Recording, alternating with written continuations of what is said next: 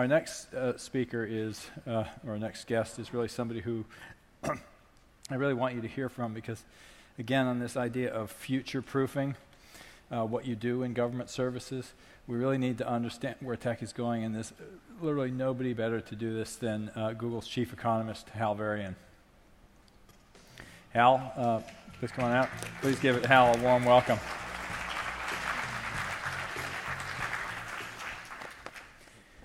Thanks, Tim.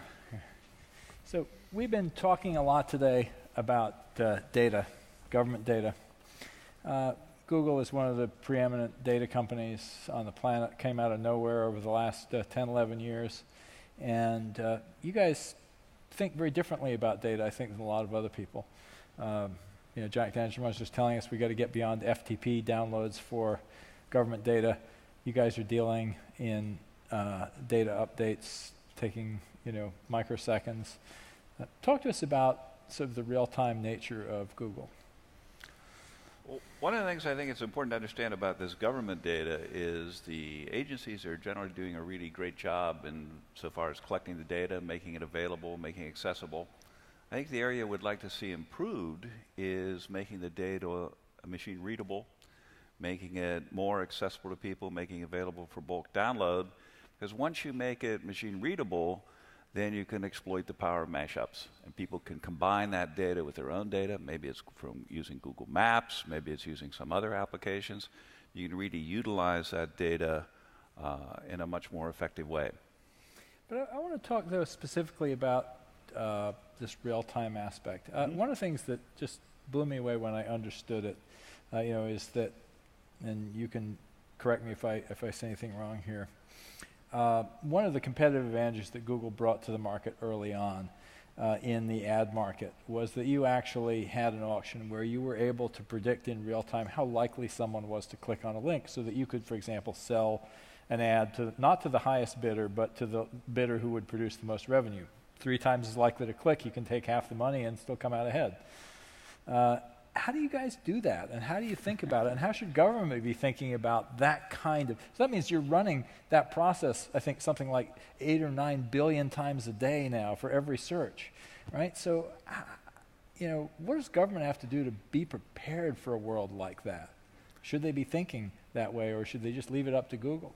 Yeah, well, absolutely. We want to look at real-time data, real-time indicators. You look at a lot of the government data sources now, they're released once a month, once a quarter. Usually it's 2 weeks into the subsequent month or several weeks into the quarter. It's revised over a period of time. And I think we can and will do a lot better in terms of producing that kind of real-time data. And the private sector is definitely helping, because there are lots of companies out there that have real-time data. MasterCard and Visa and UPS and Google all have data that's generated on essentially a continuous basis. Not to mention companies like Walmart. They're thinking real-time. I've heard it's 14 seconds in the case of Walmart from the time you take something to the cash register to the time a new item is ordered to replenish it. Not quite as fast as Google, but they're dealing with real stuff, not just bits. But just again, thinking in terms of an audience of government policymakers, is that something that's too high to aspire to, that kind of real-time instrumentation? And also, can you just talk to us a little bit about how you actually build an infrastructure in which that's even possible? Well, how you build the infrastructure, I'm afraid you're going outside my realm of expertise there. I'm a happy user, not a builder in those cases. But if you look at a lot of the ways it can be used within governments, one of the things you can do is what economists are now referring to as nowcasting. Right. Forecasting, predicting is hard, especially about the future. But one of the things you can try to do is get a better handle on where things are now, and you can do that by using this real-time data. And that's actually a big challenge in some ways, because there's too much data. You have this huge number of potential indicators that are out there, which are the ones that are actually the most relevant and the most meaningful in predicting the state of the economy now. Right. Now, in the case of Google, you have similar problems, though. You have hundreds of different kinds of data, different kinds of algorithms, and you have some kind of methodology for establishing what matters, what gives better search results, and you have a testing methodology to figure out, are these in fact the results that are the best? Are there any lessons there for government? Well, I think you hit on two things. One is monitoring the real-time activity, and we have basically dashboard construction kits. So anytime you build a new product, anytime you build a new service, it's got a dashboard that goes along with it. You can look at that dashboard in essentially real time and see how it's functioning. So that's an integral part of every project, building that monitoring and dashboard system. A lot of the web developers call that the shadow app, the instrumentation that goes with the app. Yeah. Exactly, and of course, along with that's an alert system. So if something's going wrong, the person in control is notified right away, and so there's a whole infrastructure that's just considered to be the norm when you're deploying an application. And if you look at a program like Cache for Clunkers, Cache for Clunkers was caught, I think, a little bit by surprise by some of the reaction. If you had a real-time monitoring system in place, maybe it wouldn't have been quite so rough in those early days. The demand was a lot greater than they expected, and performance then became slower because it was unexpected. Right. So the first thing is this business of having that real-time monitoring system. And the second thing that's important, I think, is what you alluded to with respect to testing. Because when you're deploying a new product or new application, typically you'll test it internally for several months. You'll test it externally with a trusted set of users or advertisers, and then you'll deploy it at a 1% level, a 2% level, monitoring it all the time to try to improve the system. And once the system is deployed, then you want to engage in these small tests that continually push it forward. You know, the Japanese had this term Kaizen, continuous improvement in the manufacturing product. But with the web, we can do continuous improvement in the product itself, because we can try variations in the product, do a little A/B treatment control testing, see how it's working, and then move the product forward. So in a web-based world, continuous improvement should be the norm. So how does that fit, though, with the world of government procurement? You know, you have a document, you know, that's sort of put out, something's put out, there's an RFP, somebody bids on it, you have a lot of stuff locked down with legal language, and then you have a long development process. I mean, how does government need to adapt? I mean, or maybe the message is just they've got to adapt if they really want to build. Well, there is one advantage to having a federal system, namely we've got 50 experiments going at once. Yeah. So in a lot of cases, when you're trying to deploy a program at the federal level, you can look at what's happened in different states who've taken different approaches, and some of those experiments have been successful and some of them haven't. So if you have the system in place to really measure performance, then you can utilize that performance in program evaluation, deciding what the right thing to do. And I think government is always going to inevitably be somewhat slower in these aspects, just because the scale of the problem and just because the responsibilities that they have. Well, you bring up an interesting point. It's like Bob Greenberg was talking about virtual Alabama. You know, it started there and then grew. There was another experiment in Virginia, and now they're all getting together trying to figure out how to propagate their best practices, and that certainly is one of the lessons here.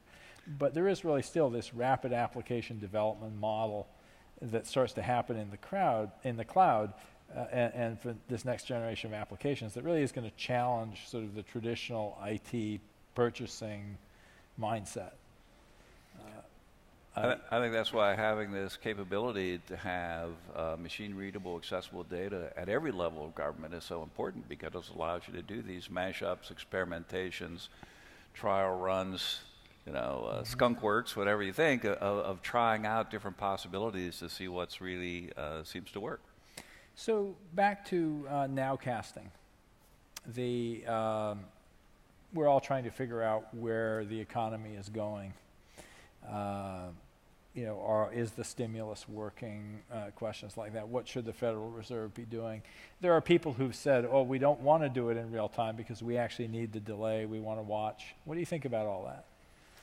Well, I think nowcasting is a great idea. We ran this little project at Google we called Predicting the Present, and then subsequently found out there's a group in England, University of Oxford, that's doing something very similar called Nowcasting.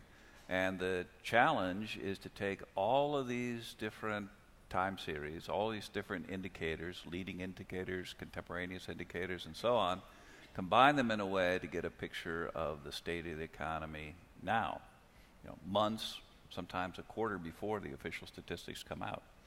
So policymakers then have to act on that. But are we in danger, though, as we do that, of building a system that goes awry? Kind of like the stock market went awry. The stock market was kind of a nowcasting system. Sure. We had all these hedge funds that were building these real-time systems that really got out of control.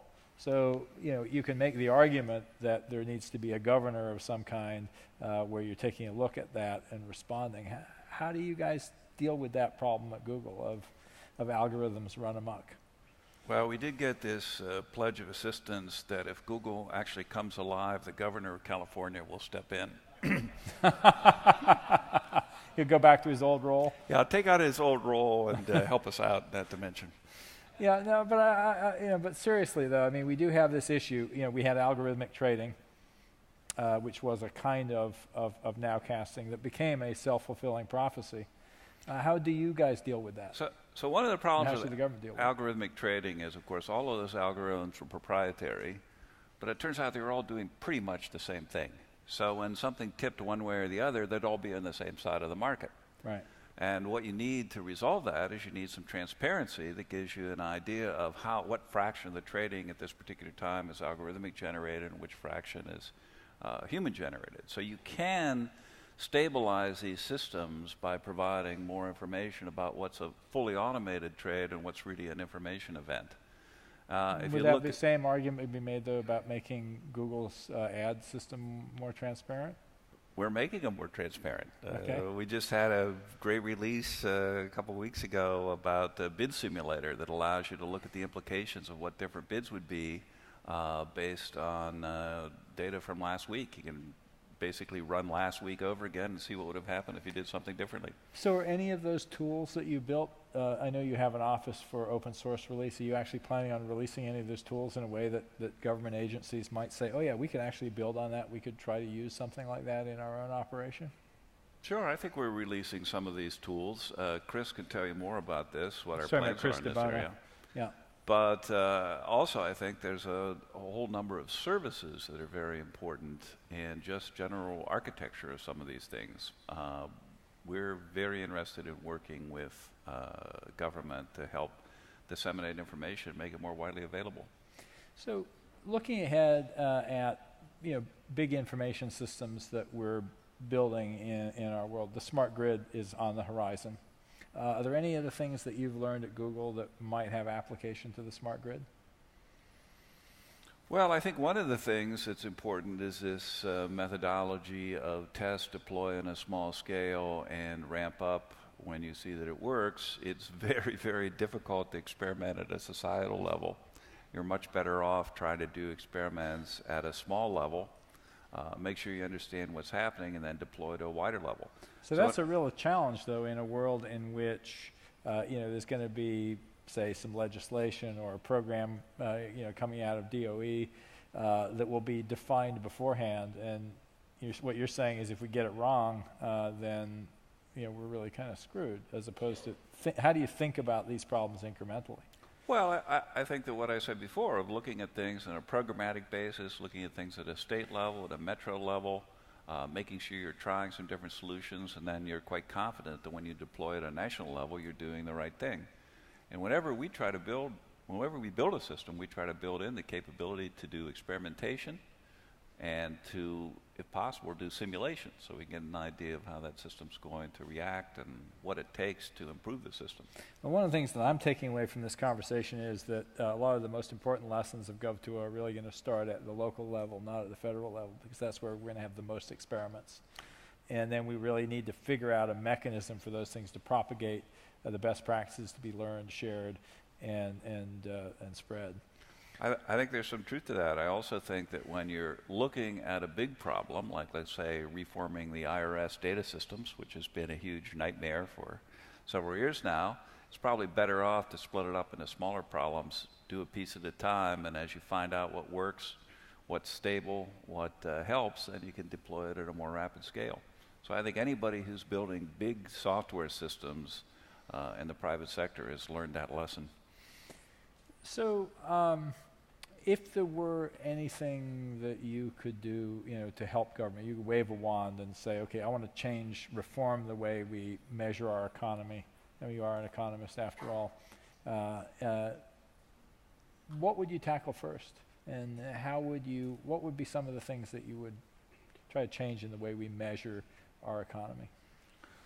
Well, one of the things, I think that we do a pretty good job at the federal level of pulling together the economic statistics. I'd like to make them more accessible via machine. I think we can do a lot more with geography. We can do much better data collection at the state level and even at the metro level. Because essentially with the computer infrastructure we have, the data is available. It's sitting somewhere. It just has to be aggregated, pulled in, and made accessible at the state level. So simple things like, for example, job postings being geocoded as so that you're not having to disambiguate. So and we have some of that available now. It just hasn't been exploited. For example, state level personal income data is only available at a quarterly level. So why does it take a quarter, particularly since that's what you're adding up to get the monthly data that's reported at the federal level? Right. So really, this brings out the issue of timeliness. That was actually one of the 8 open data principles that Carl Malamuth's group put together in '97. Government data needs to be released at the very granular, timely level. What about just your thinking about where are we headed? Do you, as an economist, do you opine on those things, or do we have to look to Paul Krugman for that? Well, I opine, but with a bit of humility, I think. You look at these leading indicators, and pretty much everything's moving in the right direction. We've hooked in most places, and the direction is positive. On the employment front, one of the most important leading indicators is initial claims for unemployment, and that's way down from its peak in March. So I think firms have stopped laying people off. We just haven't seen the resurgence in hiring that we're hoping for, and that's what everybody's watching for now. If hiring starts moving back up, then a lot of people will breathe a sigh of relief.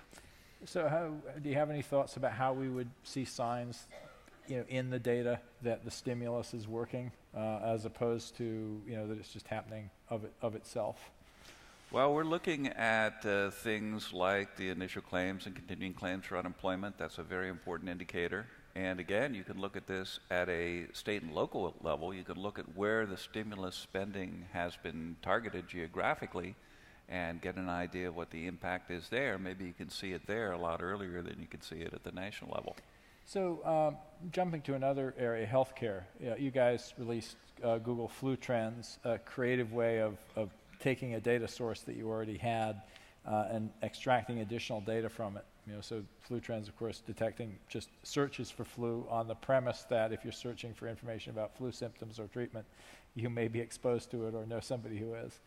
Can you see other areas where that kind of data is going to become powerful and interesting? And do you have any thoughts just in general about the HN1 situation as shown in the data? Well, a great example is Cash for Clunkers. We saw within a few days of that program that the queries were surging. And if you go to Google Search Insights or Google Trends, you can see the data yourself. And it was pretty apparent that the program was a lot more popular than had been anticipated just from looking at the query data. Right. So recommendation there would be use Google Trends if you're in government and you have a program and you want to see if people are working it. It's a good data source because it gives you a kind of real-time pulse of the economy. You can sort of feel how things are going in a lot of these different areas. So we've looked at a number of these sectors: the automotive, the real estate, the employment, the retailing, and it looks like it's pretty helpful in terms of being a contemporaneous indicator of economic activity in those areas. So really this idea of nowcasting is knowing what we actually know. We just aren't bringing it to the forefront of our consciousness. Yeah, absolutely. And it's not just the Google data. I think it's the credit card data. It's the shipping data. What about privacy implications? So when you say credit card data, everybody's alarm bells go off and say, in this future where there's so much going to be known about us, and it's getting a lot worse. We're going to be carrying a phone that's reporting where we are at all times. There's applications that are exploiting this, where people are saying check in, but there's also applications that are just silently recording that data. What do we need to think about for the future of privacy? Well, in this case, with the credit card data, it's reporting the store transactions, the dollar value of purchases at sporting stores and clothing stores and hobby stores, all these different things, breaking the data down by type so you can see the kinds of purchases people are making. But it's looking at everything in the aggregate because that's what we're ultimately interested in, is how the aggregate economy is going to be But there functioning. are examples. For example, I'm associated with a company called Wasabi, a personal finance company, and what they're able to say is, for example, people who bought at this merchant tend to return more often than people who bought at that merchant. There's a lot of, again, hidden information in the data. And that idea of drilling down and finding new applications for the data is something we've seen all through some of the presentations today. Do we have any questions? I guess we don't really have time for questions from the audience, and because I'm seeing we have about 3 minutes left, and I don't see Gina set up with the mic. But, pardon me? Does anybody have a question there, out there for Hal? If anybody does, please stand up, and we'll add you in. Okay, I see somebody back there. All right, but we don't actually have the mic ready. Great. So the question is, in all of this, we haven't talked at all about data integrity. And to the extent I begin to rely on even government sources of data, which could be possibly altered if I look more mission-critical systems to them, or in user-provided data, how do I have any assertion to the integrity of that data? I'd love to hear your thoughts on that. Well, it's a good question. In general, we can trust the government data, I think, from the common sense of integrity, but the issue is it's revised. So you look at the data that's available at one time, well, 2 months later it could be revised to something else, and 3 months later it could be revised subsequently because the data is trickling in. Now, as we move more towards real-time data, those revisions will presumably be updated more frequently so that you'll get accurate pictures sooner than you would by using the old technology. But you also do have bad actors. Oh, yeah, we do have spam problems. We do people, have bad actors. Yeah, and Google obviously has an entire search quality team that's devoted to figuring out people who are trying to affect the data that you work with. And of course, if you're an intelligence agency, that's got to be something you're really concerned about, people injecting bad data into your situational awareness, for example. And sometimes even the bad data is of interest. Right now, one of the very important indicators is the amount of credit card debt that people are accumulating, and the unpaid credit cards, and all of these issues about people who aren't really paying their bills. That's obviously an important economic indicator for the functioning of the economy. It's an indication of financial distress. Or for that matter, the topics that are most heavily spammed are likely to be of some economic interest. Absolutely. Yeah. But I think the one point, just to finish answer your question, a lot of this economic data, there's some very subtle distinctions. Is it seasonally adjusted data? Is it non-seasonally adjusted? Has been adjusted for this effect or for that effect?